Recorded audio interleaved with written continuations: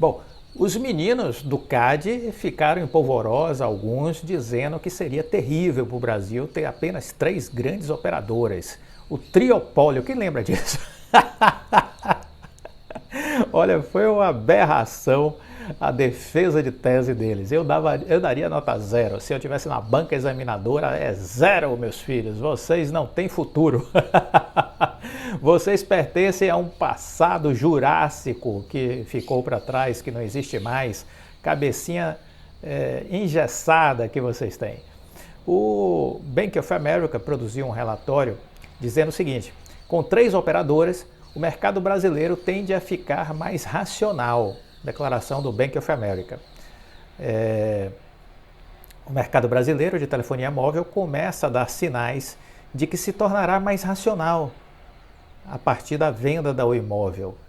Isso foi uma análise feita pelos analistas do Bank of America, um dos grandes bancos de investimento americano. No curto e médio prazo, os analistas acreditam que o cenário do serviço móvel no país será bastante positivo. Em relação à redução do ICMS, os executivos apostam que os preços mais baixos dos serviços devem ampliar a demanda e facilitar o repasse da inflação pelas empresas, o que deve levar as operadoras a absorverem maior parte dos ganhos. Em relação à Claro, operada pela América Móvel aqui no Brasil, o Bank of America chamou atenção para o destaque feito pela empresa das tendências positivas em termos de portabilidade para os ativos adquiridos, com mais clientes migrando para Claro no mercado brasileiro do que saindo no processo de integração inicial. Com a adição dos clientes da Oi Móvel, a Claro obteve uma expansão de 20% em sua receita no segundo TRI deste ano. Organicamente, esse crescimento seria de 13,7%, superando o aumento de 10,3% do período anterior. A base de assinantes atingiu 85,7 milhões com a incorporação de 12,9 milhões de consumidores da Oi. 8,2 milhões pré-pagos e 4,7 milhões do pós-pago, um aumento de 7,5% na comparação anual. O relatório do Bank of America enfatiza ainda que a Fixed Wireless Access é uma grande oportunidade para a empresa a partir do lançamento do 5G.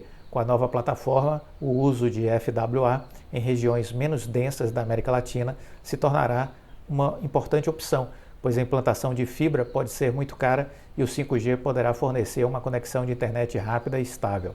A empresa já tem mais de 3 milhões de assinantes usando a banda larga sem fio na América Latina. Hoje ressaltam os especialistas do Bank of America. Muito bem, então, diferentemente dos meninos do CAD, o Bank of America vê uma mudança positiva para o mercado, para os clientes e para as empresas que atuam no setor.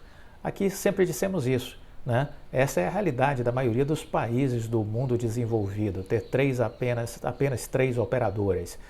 Somente os meninos do CAD poderiam, com uma visão dantesca, com uma visão jurássica, entender que isso seria prejudicial para o país e para os clientes. O conselheiro relator, que leu o processo relacionado aí à venda do imóvel, chegou ao absurdo de dizer que era preferível para o Brasil que a Oi quebrasse. Ali foi o ápice do derretimento cerebral da criatura.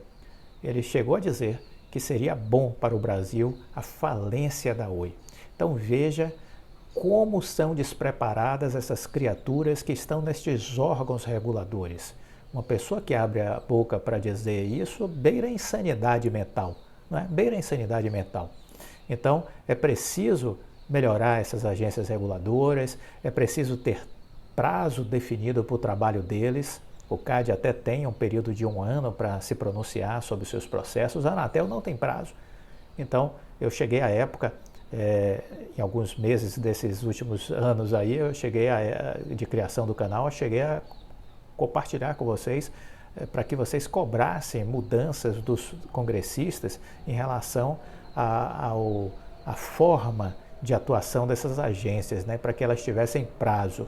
Alguns chegaram a fazer, a grande maioria não fez nada, mas essa era uma coisa importante, né, pressionar os congressistas para que eles criassem prazos para que a Anatel se pronunciasse sobre seus processos, não procrastinando ad eternum, como fez no caso agora recente aí da venda da Vital, né? Então, alguns inscritos chegaram a fazer a abordagem dos seus parlamentares que votam e tudo. Não sei se vocês tiveram algum retorno. Se tiver, comenta aqui se os parlamentares deram algum retorno. Se não tiveram retorno, será que não está na hora de voltar à carga e bater na porta de novo desses congressistas? Estamos chegando próximos da eleição e dizer, olha, eu votei no senhor na última eleição, neste ano eu só vou votar se você apresentar um projeto de lei colocando prazo para que a Anatel tenha no máximo 1 ano o prazo para se manifestar sobre algum processo que esteja tramitando dentro da agência reguladora. Acho que isso é importante, entendeu? O CAD tem o tempo de 1 ano. A Anatel precisa ter isso fixado. Então, eu acho que é possível a gente fazer um exercício de pressão aos nossos parlamentares, deputados federais, senadores, para que desenvolvam um projeto disso e coloquem em votação, né? E agora temos um poder de barganha, né? O voto, que eles façam alguma coisa que preste em benefício do país, para que o país possa se desenvolver. Nós não podemos mais ficar à mercê dessa procrastinação dessas agências reguladoras.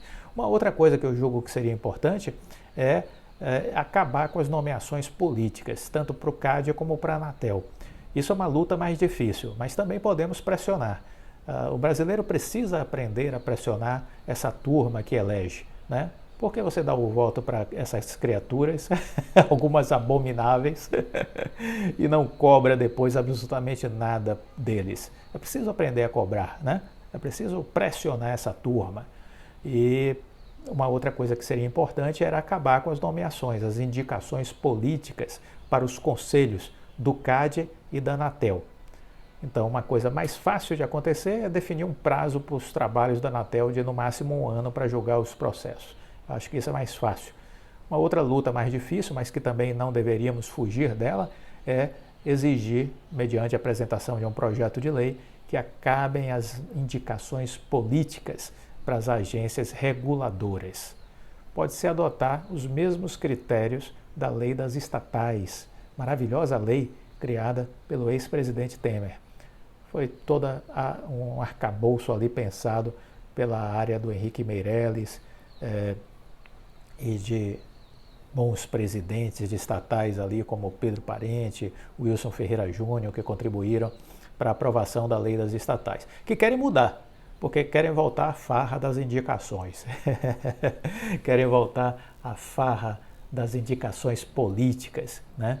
E a gente precisa tentar impedir, enquanto cidadãos, a volta àquele mundo sem lei que a gente vivia na época do Petrolão, lembra dele? Do Mensalão, lembra dele? Muito bem, temporada de balanço nos Estados Unidos começou, alguns primeiros números já revelados.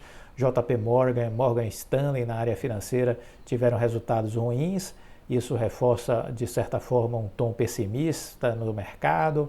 Os primeiros divulgados pelos grandes bancos americanos deram um tom de que vamos ter aí um período de resultados marcado pela forte cautela em meio às preocupações sobre uma possível recessão. Os balanços vieram com queda no caso do JP Morgan, de 28% no lucro, né?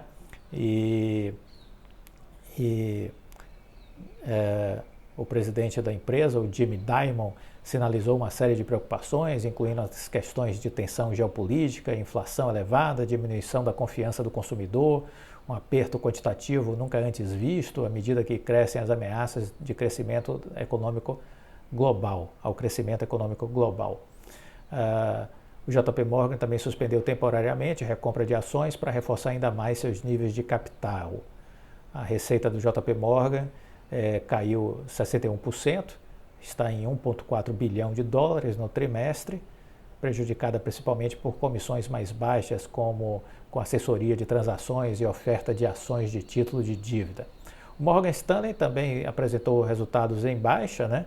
Divulgou seus números, teve um lucro de 2,4 bilhões de dólares, uma queda de 29,4% em comparação com o mesmo período do ano passado, né? A receita com o banco de investimento do Morgan Stanley caiu 55%. O negócio de gestão de patrimônio, que é visto como uma fonte durável de receita, fez pouco no trimestre para compensar o recuo no volume de transações. A receita da unidade caiu 6%. Vamos continuar acompanhando os números, os dados das empresas nos Estados Unidos. Essa queda era previsível diante da instabilidade que os Estados Unidos vivem hoje, com a inflação de um lado e com o aumento de taxas de juros do Federal Reserve do outro. Vamos seguir acompanhando. Se você gostou do vídeo, deixe o seu like, compartilhe com os amigos, continue nos acompanhando. Estamos com 1.500 vídeos, maratone todos estão à sua disposição. Muito conhecimento compartilhado, experiências profissionais, coisas que eu tenho certeza que serão úteis, muito úteis para o seu crescimento profissional e enquanto investidor. Fica com Deus e até a próxima. Tchau.